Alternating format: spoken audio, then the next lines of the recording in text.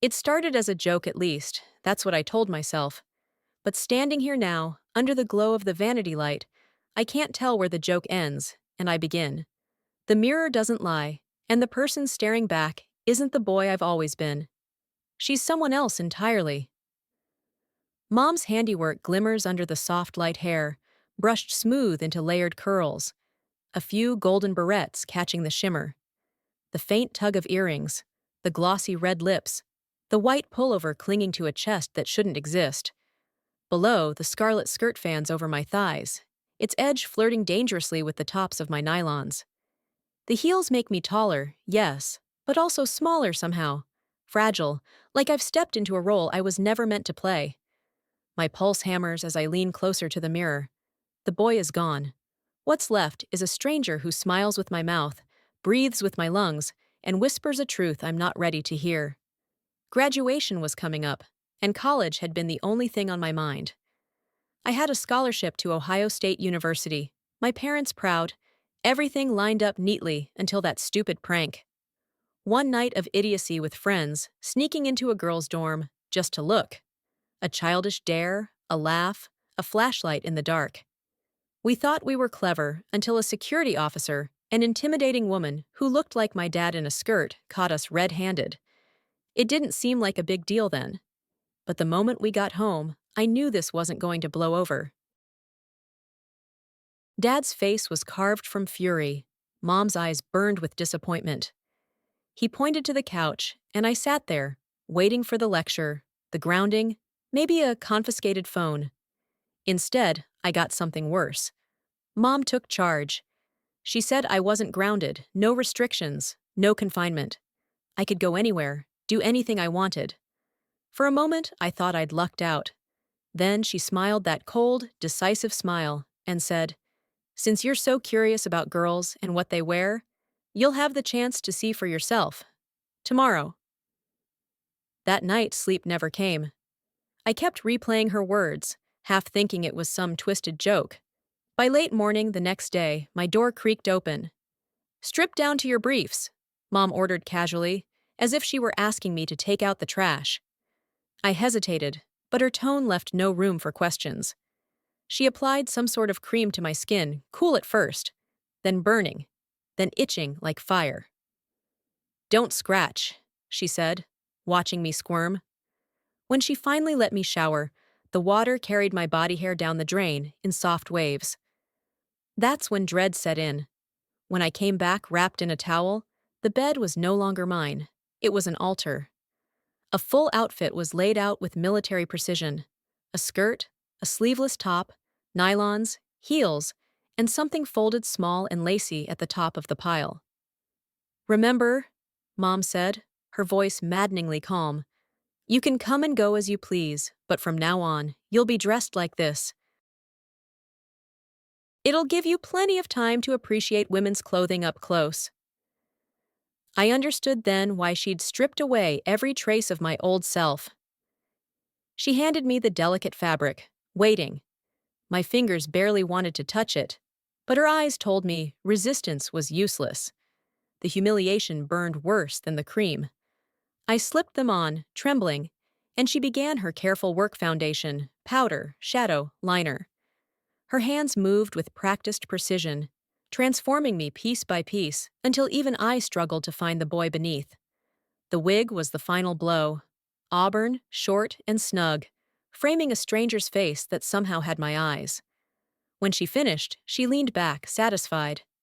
"There," she said. "Now you can do whatever you like." I stood before the mirror, frozen. The image mocked me, daring me to deny what I saw. I told myself I'd stay hidden in my room until this madness ended.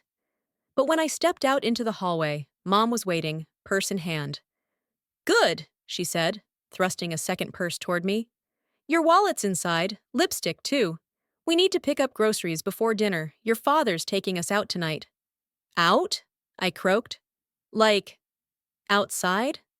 "Yes," she said cheerfully. "You look fine. Let's go." My heart dropped to my heels. I glanced back toward my room, the only safe place left in the world, but her gaze pinned me where I stood. There was no escape. The boy I'd been was gone, at least for now, and the girl in the mirror had just been invited out into the world. Dinner. At a restaurant. The word alone made my stomach twist. I froze where I stood, too stunned to argue, until Mom hooked her hand around my arm and gently but firmly led me out the front door. The warm air hit my skin like a spotlight. Every inch of me felt exposed, the smooth legs gleaming in nylon, the short hem dancing just above mid-thigh, the heels that clacked like alarm bells on the driveway. The moment I slid into the passenger seat, I wanted to disappear. Outside meant people, and people meant eyes. Mom hummed softly as she drove, as if nothing in the world was unusual about having her son dressed like this beside her. "Relax," she said. "You look lovely. No one will think twice." That was easy for her to say. She wasn't the one wearing a red skirt and panic as perfume. At the grocery store, she parked and waited for me to get out.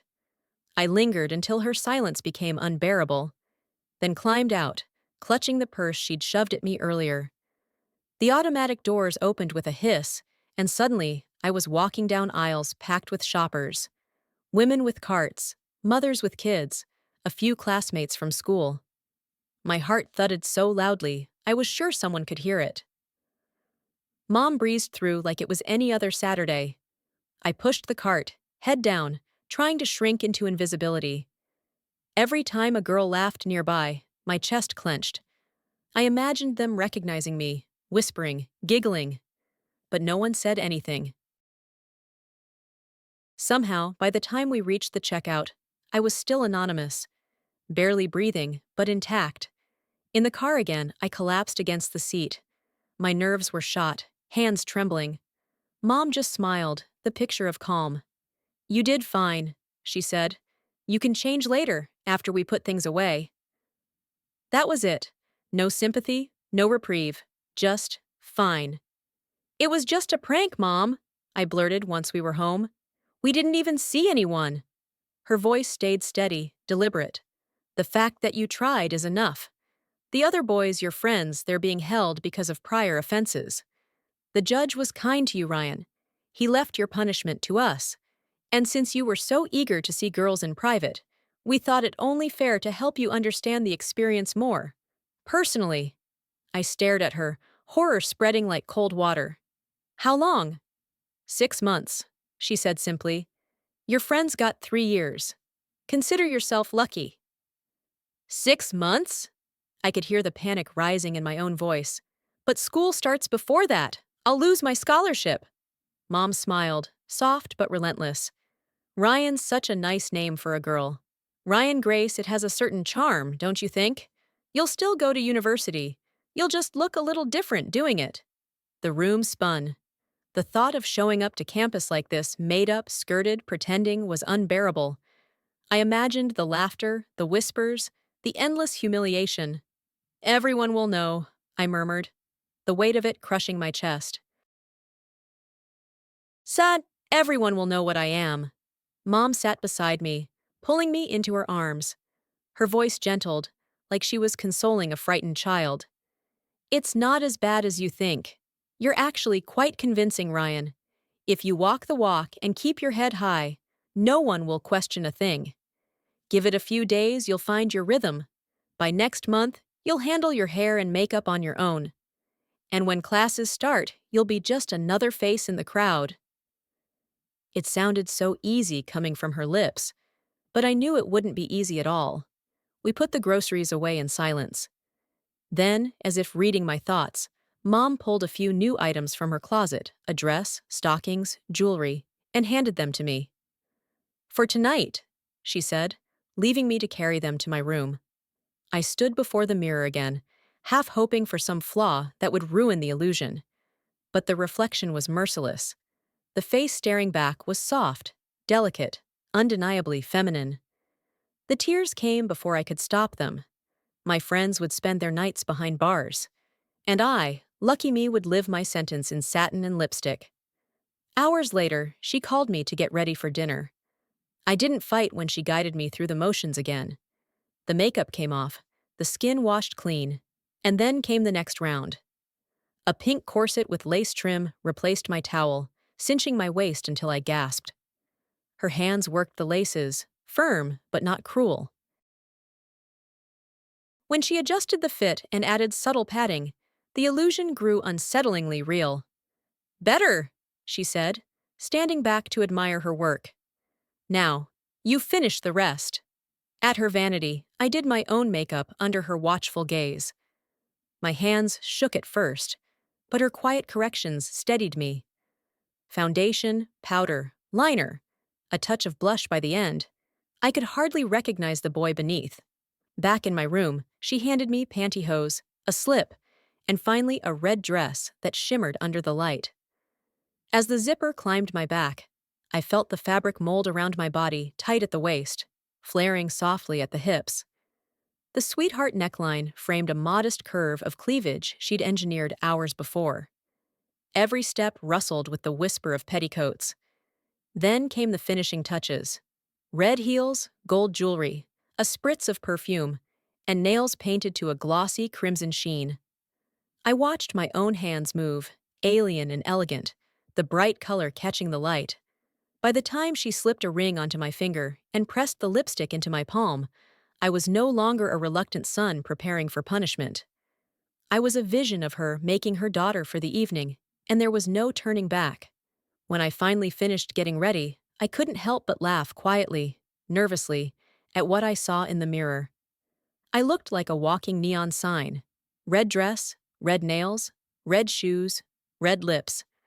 I was a siren flare pretending to be human. For a second, I thought, if I step outside, someone will call the fire department. But beneath the absurdity, something strange flickered. Maybe it was pride. Maybe it was surrender. Because as I stood there, shoulders back, hair gleaming under the light, I couldn't deny the truth. I didn't look like a boy anymore, not even close. My reflection was soft, shapely, and alive, with a confidence that both thrilled and terrified me. I waited for Mom to finish dressing, pacing in front of the mirror, unable to look away. The longer I stared, the more I wondered if I actually liked what I saw. Not because I wanted this, but because it worked. The illusion was flawless. And then came the brutal choice. Wear the dress, or walk out of this house for good. No education, no safety net, no future. I could either be miserable at home in silk and mascara, or miserable out there, broke and alone. My parents had cornered me with surgical precision. Mom appeared in the doorway, radiant in a sleek black dress, and handed me a small red clutch. "Lipstick and wallet are inside," she said. "Let's go." My heart stuttered. This was it, the real test. Dad hadn't seen me yet. We waited in the living room. The air felt heavy, like a courtroom before the verdict. Then I heard his footsteps. His shadow filled the doorway, and he stopped cold. His eyes moved from my shoes to my face, taking in every detail. For a moment, his expression was unreadable, part shock, part awe. Then he turned wordlessly and left to change. When he returned, suit pressed and jaw tight, he held the door open. "Let's go," was all he said.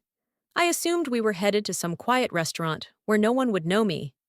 I was wrong. The car pulled up to the golf club, the one place in town where everyone knew my family. My blood ran cold. From the back seat, I could see familiar faces on the terrace. I wanted to vanish, but Mom and Dad each took an arm and guided me inside like I belonged there. The marble floors echoed under my heels. Every step felt like thunder. Heads turned. Or maybe it was my imagination. Either way, I kept my chin up, praying the red glow of my outfit didn't give me away. At the table, Dad ordered drinks. "I think you could use one, Ryan," he said, his tone dry. "I know I can." When the waiter left, he fixed me with that careful, parental stare, the one that stripped away all pretense. "You look nice." Better than I expected, in fact. "Thanks," I muttered, unsure if it was a compliment or an accusation. He leaned back. "You need to understand. This punishment wasn't meant to humiliate you. It's meant to teach you." The other boys will be spending 3 years in prison. You'll spend 6 months learning respect. Consider yourself lucky. My stomach nodded. 6 months won't be enough. If I stop suddenly, everyone will know. It'll ruin me. Dad didn't hesitate. Then make it a year. You'll decide when it ends, not me. But 6 months is the minimum.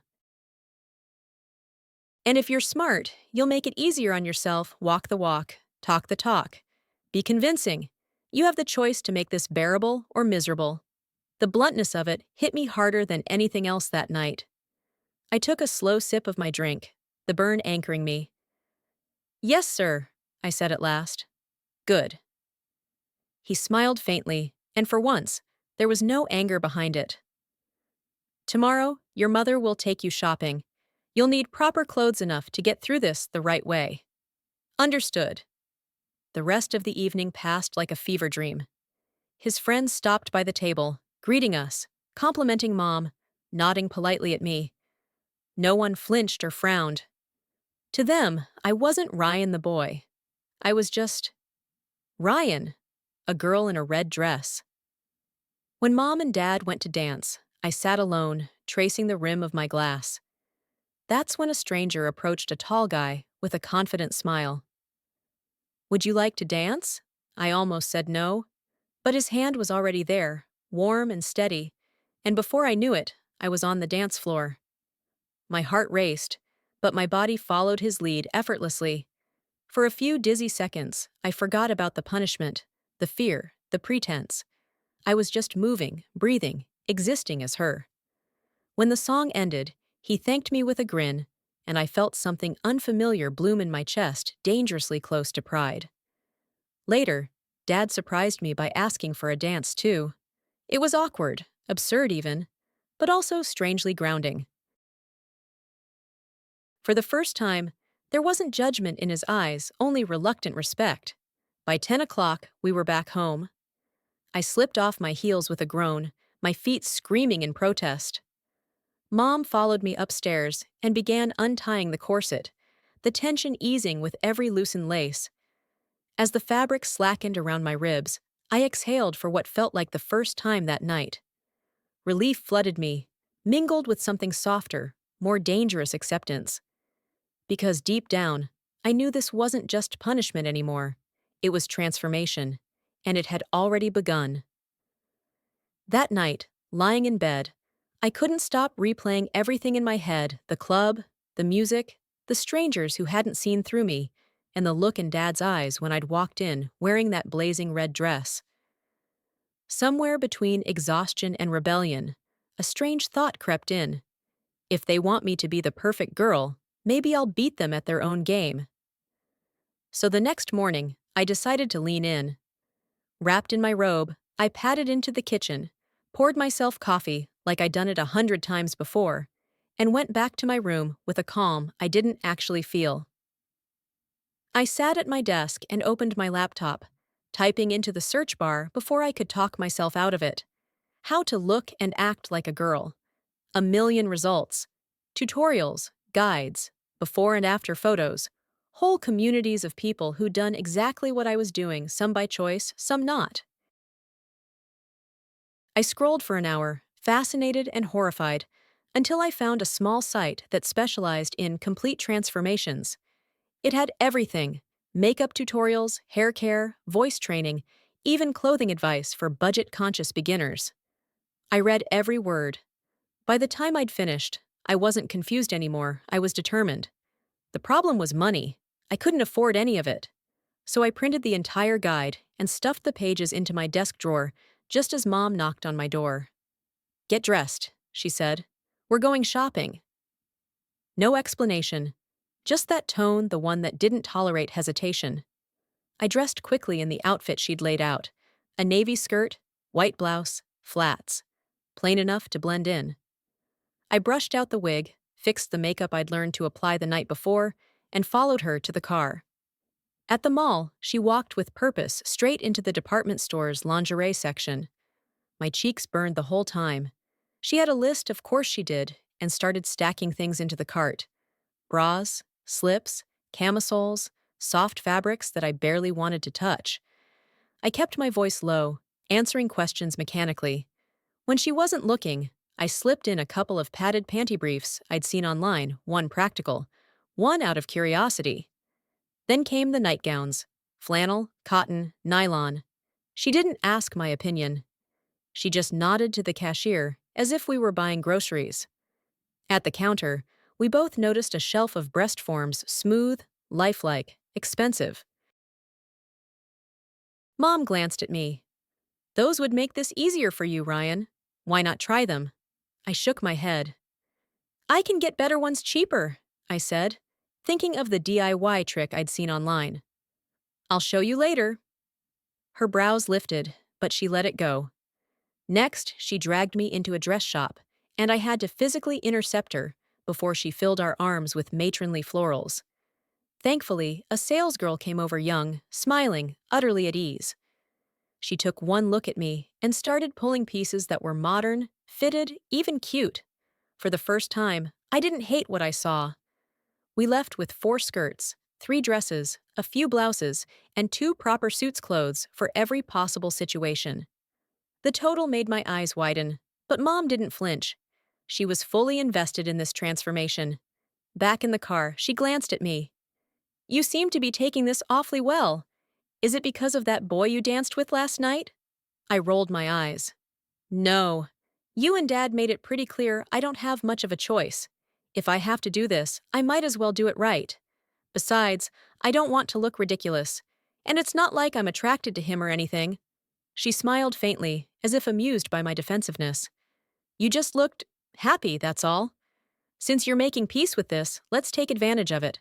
There's a makeup shop across the way. Let's get you your own set." "Fine," I said, trying to sound indifferent. That was my first mistake.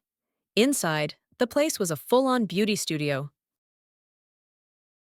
Bright lights, soft music, women chatting in chairs while stylists brushed, plucked, powdered. I froze in the doorway. A tall woman with a perfect ponytail approached, and before I could protest, Mom pointed straight at me. The stylist smiled. "Let's see what we can do." She removed my old makeup in a few brisk swipes, reclined the chair, and began the slow, torturous process of reshaping me literally. Tweezers flashed in the mirror, tiny hairs raining down on the plastic sheet around my neck. My eyes watered, but she worked with surgical calm. After nearly an hour, she finally leaned back. "Now," she said, "look." The face in the mirror startled me. The makeup was subtle, flawless, natural, in a way my earlier attempts could never be. My skin looked smoother, my eyes softer, my lips fuller. For the first time, I didn't see a disguise. I saw a person. Mom's expression said it all. She was proud. We bought everything the stylist used: foundation, powder, brushes, lip gloss, things I couldn't even name, and then, as if that weren't enough, she took me to a kiosk and got my ears pierced. By the time we got home, my bags felt like they held someone else's life. I dragged everything to my room and hung it up carefully. Then, I spotted the old stack of my guy clothes in the closet: jeans, hoodies, sneakers, and something inside me shifted. Without hesitation, I started pulling them out and hauling them to the basement. It took over an hour. When I finished, all that remained upstairs were a few t-shirts, shorts, and my sneakers. Everything else, every trace of who I'd been, was gone. Mom walked in just as I was finishing. She looked around, taking in the dresses, the makeup spread neatly across my dresser. "You should have a vanity of your own," she said softly. "I'll talk to your father about it tonight." Later, we sat outside on the patio with cold drinks. The sun dipped low, throwing gold across the yard. I crossed my legs without thinking, my hand resting delicately in my lap. The motion felt natural, now reflexive. My red nails caught the fading light, and I caught Mom watching me. "You know," she said with a smile, "you're starting to move like me." I wanted to argue, but she wasn't wrong. Mom's voice floated through the patio air, warm but teasing. "That new makeup looks wonderful on you, Ryan. It's so natural." I gave a thin smile, wrapping my fingers around the glass of iced tea. Since you didn't really leave me a choice, I'm glad it looks decent. I just want to get through this, keep my head down, and get back to my old life. But I don't plan to become anyone's joke in the meantime. She chuckled softly, unfazed. Half the women in this country wear skirts, makeup, and heels every day. Some even wear wigs from time to time. You might discover it's not so terrible, especially when you get to dress up properly. You might even enjoy it. Not likely, Mom, I said quickly. I'll do what I have to, but once this punishment's over, I'm done. Her eyes sparkled with something between amusement and certainty. We'll see, won't we? 3 days later, we were sitting in the admissions office at Ohio State University, filling out my enrollment papers. My official records still listed me as Ryan a convenient initial vague enough to fit either version of me. The clerk at the counter, a bored-looking student, glanced up, saw a girl, and without hesitation marked the gender box female. It should have bothered me, but I barely reacted. I just raised my hand when my name was called and kept quiet. Mom looked proud. We stopped at the DMV afterward. You'll need a driver's license that matches your new look, she said, as if it were the most natural thing in the world.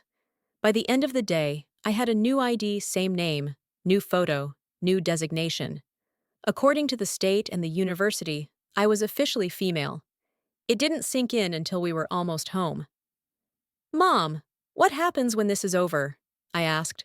I've got 2 driver's licenses now, same name, different everything else. She shrugged. You won't need the old one for a while, and when you do, we'll just have it changed back. Don't worry about it. Don't worry. Right. 2 days later, my new life began for real. The first familiar face I saw on campus nearly made my heart stop. A guy from high school, walking across the quad. I ducked into the nearest hallway and almost collided with someone else, Chloe, another old classmate. She smiled, polite, oblivious. When roll was called in our first lecture, I raised my hand at Ryan, bracing for disaster.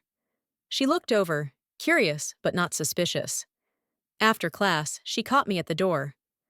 I knew a guy named Ryan in high school, she said, tilting her head. For a second, I thought it might be him, but you're definitely not a guy. I forced a laugh that sounded real enough. She believed it.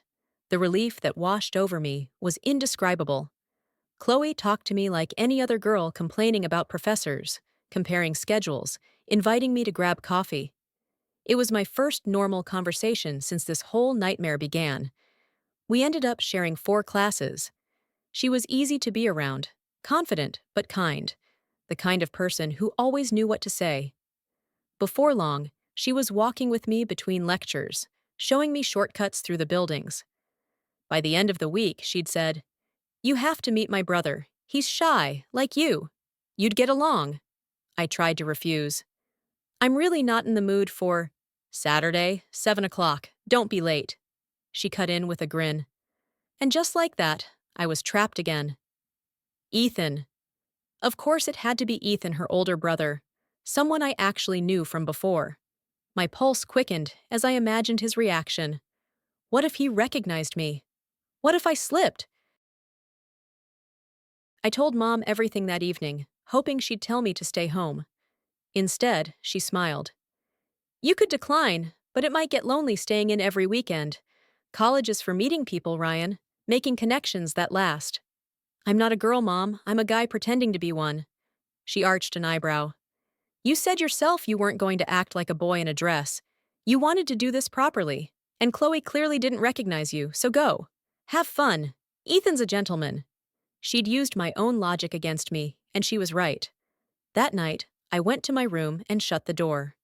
The mirror reflected a version of me I still wasn't used to: smooth skin, subtle makeup, soft features that were starting to feel less like disguise and more like adaptation. I caught myself frowning, running a hand along my cheek. The faintest stubble prickled there, the last trace of the person I used to be. "Mom," I called out, "could you use that cream again?" An hour later, I was hairless once more. When she left, I sat at my desk, unfolding the printed guide I'd kept hidden in the drawer. My eyes skimmed the section about creating a natural silhouette. I didn't think, I just followed the steps. The process was meticulous, uncomfortable, but when I looked in the mirror afterward, the illusion was startlingly real. The body staring back at me could have belonged to anyone, but not to the boy I'd been.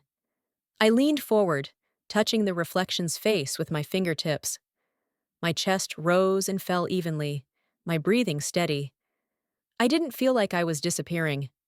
I felt like I was becoming. When I finally stepped back from the mirror, I almost didn't recognize the person looking back. The small curve of cleavage I'd managed to create looked surprisingly convincing, too convincing. I was still staring when Mom opened the door. Her eyes widened for a second, then softened into an approving smile. "That's actually very good, Ryan. But all that taping must hurt. Maybe it's time to get something proper. Let's go buy you real forms, something comfortable." I wanted to argue, but she was right. Every breath tugged against the tape. I nodded. She drove us to a small boutique tucked in a quiet plaza, a discreet shop that catered to transformations of all kinds. The window displays were subtle, but the shelves inside were filled with items I never imagined I'd be near. A woman in her 50s greeted us, assessing me with a single look that made me feel both exposed and understood. "You need something realistic," she said gently. "Something that moves with you." I swallowed hard. "Yes, ma'am." She led me to a small fitting room, where my blouse and bra came off under the soft hum of overhead lights. She peeled away the tape with quick, practiced fingers so fast I yelped and grabbed the counter for balance. She apologized, smiling faintly. Better to get it over with. The sting lingered, but I barely noticed once she opened the next box. Inside lay a pair of silicone forms so lifelike they almost breathed. She matched their tone to my skin, then used a thin adhesive to attach them. The edges blended seamlessly until even I couldn't tell where they ended, and I began. "They'll warm to your body temperature soon," she explained. "They move naturally, and after a week or so, you'll forget they're there." When she stepped back, I looked down and froze. The illusion was complete. My reflection was persuasive, real. Mom and the woman talked quietly near the counter while I adjusted the straps of my bra. They agreed I should come back once a month for cleaning and refitting. I nodded absently, my mind still spinning. Walking out of that shop, every motion felt different. The subtle weight and movement on my chest gave me an unfamiliar sense of presence. I wasn't sure whether to be proud or terrified. We didn't tell Dad. That night, I changed into a pale blue nightgown and slipped quietly into the living room. The thin fabric outlined my new shape without revealing much. When Dad looked up from the TV, his eyes went wide, his jaw half open. I gave a small, polite smile, wrapped my robe around myself, and sank into the couch as if nothing were out of the ordinary. He said nothing, but the silence said plenty. The next evening, I decided to test my growing skill. I chose the black swing dress with short sleeves and a hem that flirted with my knees. Matching black lingerie, a waist cincher, sheer hose, gold jewelry, and perfume completed the look. I even repainted my nails in Mom's room before leaving. When I arrived at Chloe's house, she greeted me with an approving grin. "Wow, Ryan, you look amazing. Ethan's going to love you." Her words hit like a jolt, but I smiled anyway. She led me outside to the patio, where soft lights hung over a buffet table, and clusters of college kids laughed and talked. Among them, I saw Ethan tall, dark-haired, a little nervous but unmistakably kind. Chloe began her introductions, one after another, until we reached Jake, someone else I knew from school. His eyes flicked over me, something dangerous sparking there. But instead of confrontation, he just smiled. Ethan offered to get me a drink, and I gratefully followed him. He was gentle in that quiet, slightly awkward way that disarms you before you realize it. As the evening drifted on, the music started, and he asked me to dance. We moved together in slow, easy rhythm, his hand resting lightly at my waist. When he whispered my name, I looked up and his lips brushed mine. It was brief, almost innocent, but it sent a rush through me I wasn't prepared for. I barely had time to process it before Chloe appeared again, half whispering, half laughing. "Girl, you've got Jake's attention now. He wants to ask you out." I blinked. "Isn't he still with Kelly?" "Was," she said with a smirk. "Apparently it's over. So? Should I tell him he can call you?" I gave her a look sharp enough to cut glass. "Tell him no thanks. I'm with Ethan." "Does Ethan know that?" she teased. I didn't answer.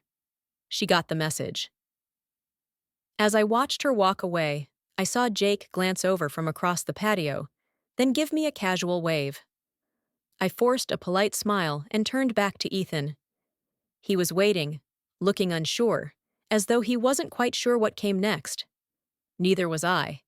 But for the first time, I didn't feel like I was pretending. Ethan's hand found mine again, warm and steady. For a moment, we just stood there, caught between the glow of the patio lights and the quiet pulse of the music. "Sorry if I was a little forward, Ryan," he said, his voice low.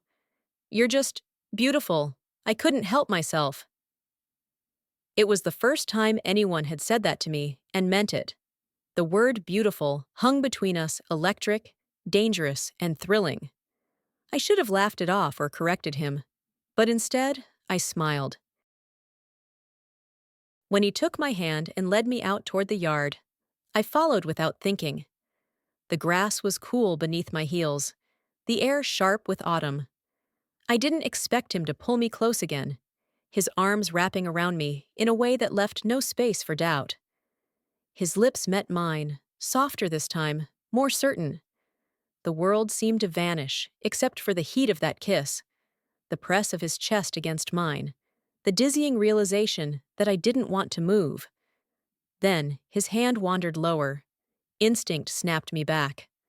I broke away, breathless, shaking a finger at him in mock scolding. "Slow down," I said, half smiling despite myself. He grinned sheepishly, hands raised in surrender, and Chloe's knowing look from across the patio sent a flush rushing to my cheeks. When I left later that night, Chloe called after me. "Mind if I stop by tomorrow?" I nodded before I could think. In bed, I replayed everything, the music, his voice, that word. Beautiful. I wasn't gay, I was sure of it. And yet, when Ethan kissed me, my entire body had lit up like a fuse. I'd never felt that before. The thought both terrified and fascinated me. I fell asleep smiling, half in denial, half in wonder. Morning came, and Dad was already at the breakfast table, a newspaper folded neatly beside his coffee mug. I padded into the kitchen in a tee and shorts, no bra. His eyebrows rose immediately. The look he gave me said plenty. "Chloe's coming by around noon," I said, pouring cereal. "Can we assume you'll be dressed by then?" "I am dressed, Dad." "You know what I mean. Cover up properly." I couldn't resist needling him. "I'm just letting them breathe, Daddy. I'll change before she gets here." His eyes narrowed at the word, but he said nothing. That silence was victory enough. After breakfast, I went to my room and picked out one of Mom's tighter pairs of shorts and a pink low-cut pullover. The shorts hugged my hips snugly, more than decent, but just enough to make a statement. I pulled the wig into place, fastened the barrettes, and touched up my makeup. By the time I joined Mom in the kitchen, I looked perfectly casual and perfectly composed. She glanced at me, then smirked. "You know how your father feels about women showing off their assets. Why test him?" "To remind him that I have them," I said simply, "and that I like it. Don't tell him that part." She froze for half a second, then smiled like she'd been expecting it all along. "I knew this would happen, Ryan. You're starting to accept it. I told you you would." "Maybe," I said, adjusting the hem of my shorts. Her tone softened. "Those are a bit tight, honey. We'll have to find some that fit better." "These are fine." When Dad came back for more coffee, he gave me one look that spoke volumes. I decided to press my luck. "Dad," I said, patting the seat next to me, "sit down." He did, wary but curious. I've figured out how to make myself look right. You said this punishment would last at least 6 months, so I'm doing my best to make it work. But you can't expect me to live by rules I was never taught. I'm doing what you asked, so maybe ease up a little? His jaw tightened. Your best seems pretty effective, he said dryly. Those, he gestured vaguely, look real enough. And the way those shorts fit, I can see you've solved the rest. I gave him a pointed look. Then maybe stop criticizing me for doing exactly what you told me to do. He blinked, caught off guard. For once, I'd left him without a comeback. Finally, he said, "You've made your point. I didn't expect you to look this way." "Good," I said, standing up. "Then it's working." I left him with Mom, knowing full well she'd smooth things over later. A while later, the doorbell rang. Expecting Chloe, I opened it with a smile and froze. Ethan stood there instead, grin wide, eyes bright. Before I could react, he took my hand, spun me around, and kissed me right there in the doorway. When I looked up, both my parents were standing in the living room. Dad's expression was a cocktail of confusion and disbelief. Mom's lips curved into a knowing smile. "Mom, Dad," I said quickly, "this is Ethan." Ethan, blushing but brave, asked Dad if he could take me for a drive. After a long pause, Dad nodded. The day was warm, the sky impossibly blue as we drove out toward the lake. I told myself I was only humoring him, that this was harmless, that it didn't mean anything. But when he parked at the overlook, the conversation faded, and his arm slipped around my waist. All my practiced detachment evaporated.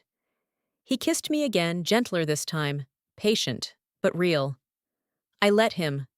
My pulse thundered, my mind splintered between resistance and something dangerously close to longing. When he drew back, the world felt quieter somehow.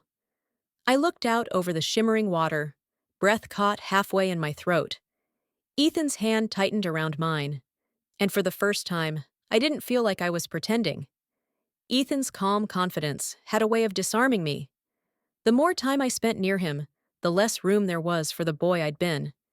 His presence swept away every trace of my old self until I felt stripped bare, light, and strangely free.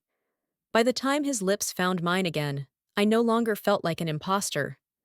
I was her now, the girl named Ryan, the one I'd been forced to become, and was beginning to accept.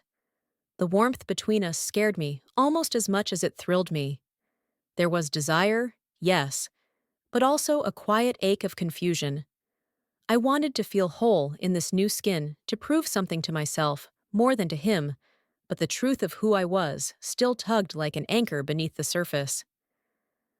When Ethan finally drove me home, the air between us had shifted. We said our goodbyes softly, but as I stepped inside, I found my father waiting in the living room, arms crossed, jaw tight.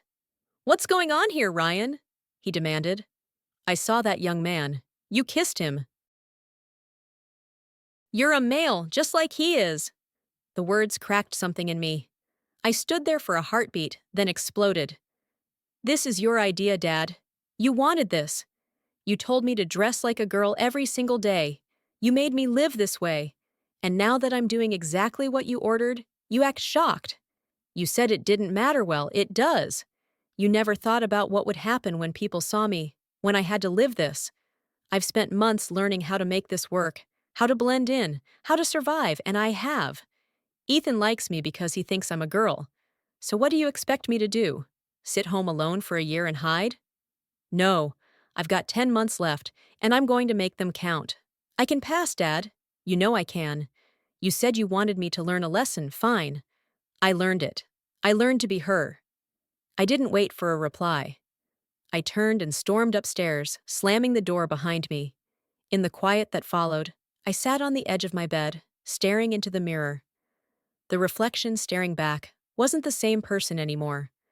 My voice trembled when I whispered, "What's happening to me?"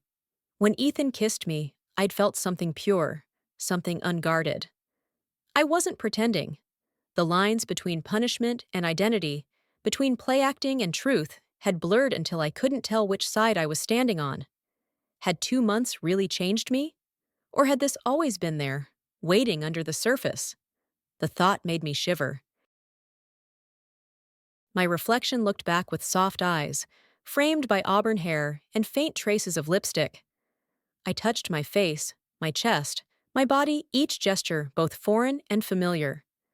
What had once been disguise now felt natural, comfortable, real. Mom knocked once before opening the door. She came in quietly, sat beside me, and spoke in that gentle, measured voice that never failed to reach me. "That was harsh, Ryan," she said. "Your father didn't expect you to adapt so quickly." I gave a small, bitter laugh. "He thought I'd look ridiculous, didn't he?" Her silence was answer enough. "He thought I'd spend the whole year looking like a clown, but how could he not see this coming? He told me to dress like a girl, and I did. And he called me pretty, Mom. He knows how I look. So how can he act surprised when someone notices me? I don't understand this either, but I like it, the attention, the clothes, the way I feel when Ethan looks at me. I like this. Maybe that makes me something else, I don't know.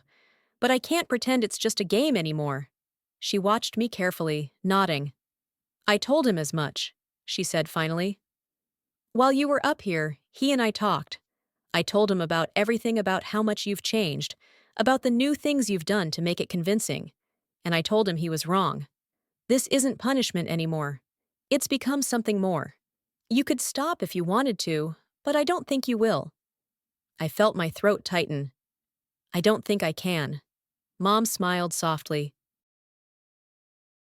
"That's what I told him, that it's time for him to accept he doesn't have a son anymore, but a daughter.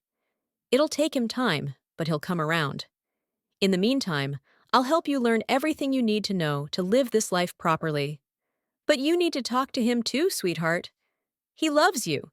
He just doesn't know how to show it." Her words left me trembling. I dabbed on fresh lipstick, added a spritz of perfume, and went downstairs. Dad was sitting on the couch, eyes fixed on the muted TV. I stood there until he finally looked up.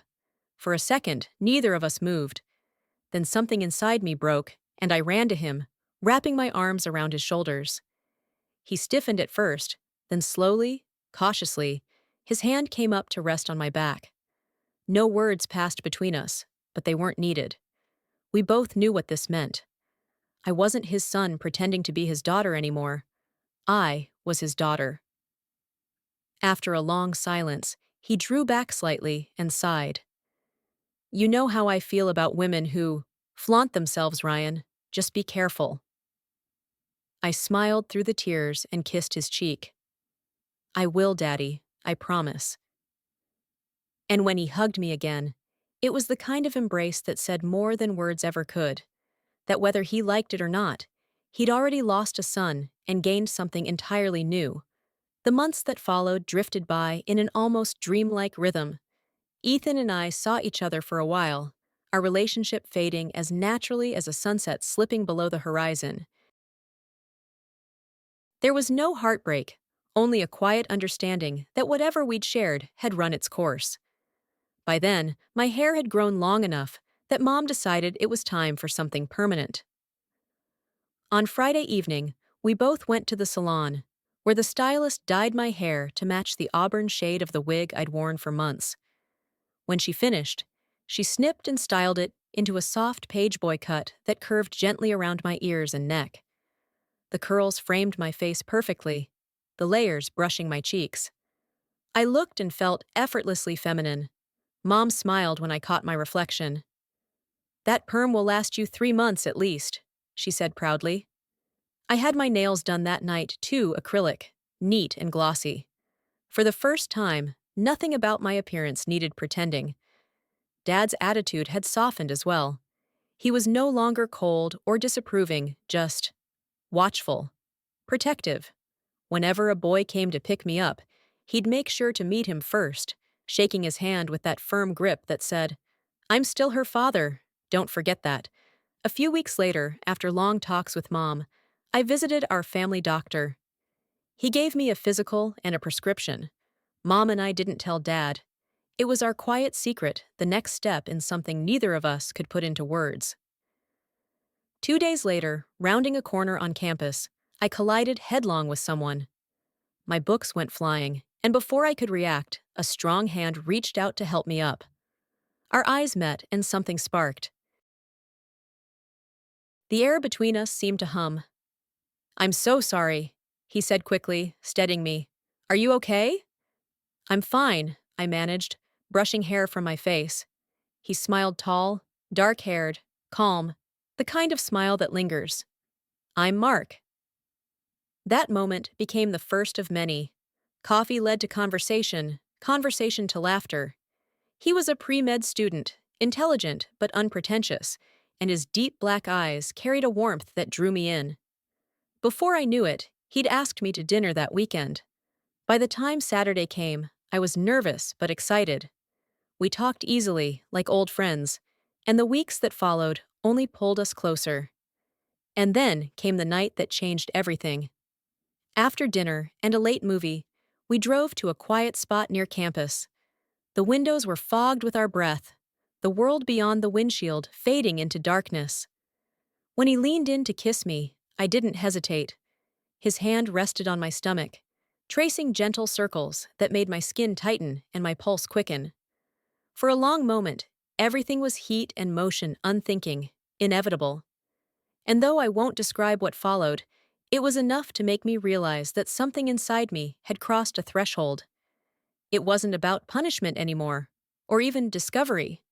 It was about belonging, about finally understanding that the girl I'd become wasn't a mask. When I returned home that night, I sat on the edge of my bed and stared at the mirror. I felt different, settled. The idea of going back to who I'd been didn't make sense anymore. I wasn't pretending to be female. I was female, at least in heart and mind, and increasingly in body too. As the semester drew to a close, the changes became undeniable. My body had softened, reshaped itself in subtle ways that left little doubt. My reflection had caught up to who I already felt I was.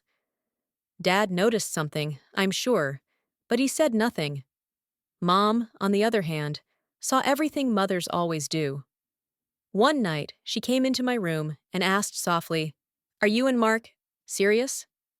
I hesitated. "I think so." "Ryan," she said carefully, "did you do something you should have waited to do?" I looked away, cheeks burning. "No," I lied. She didn't believe me, but she didn't press the point. She just kissed my forehead and turned off the light. That night, as I drifted to sleep, I thought about everything I'd lost and everything I'd gained. Somewhere along the way, I had stopped fighting and started living. But when I opened my eyes the next morning, everything was wrong. The familiar shapes of my old room stared back at me. The wig was gone, the makeup vanished. My chest was flat again, my reflection unmistakably male. For a long moment, I just stood there, numb. Then I heard Mom calling from downstairs. I threw on jeans and a shirt, still half in shock, and went down. Both of my parents stood waiting for me. Dad's voice was sharp. "That stunt you pulled was so foolish, I can't believe it." "The judge gave us permission to handle your punishment, and we've decided that since you were so curious about girls and what they wear, you'll get the chance to find out up close. You're grounded. You don't leave this house until we say so." And just like that, I understood. It had all been a dream, vivid, consuming, almost real. I didn't argue. I just smiled faintly, turned, and went back upstairs. If that dream had taught me anything, it was that punishment or not, the journey had already begun. Because somewhere deep inside, Ryan the girl was still waiting.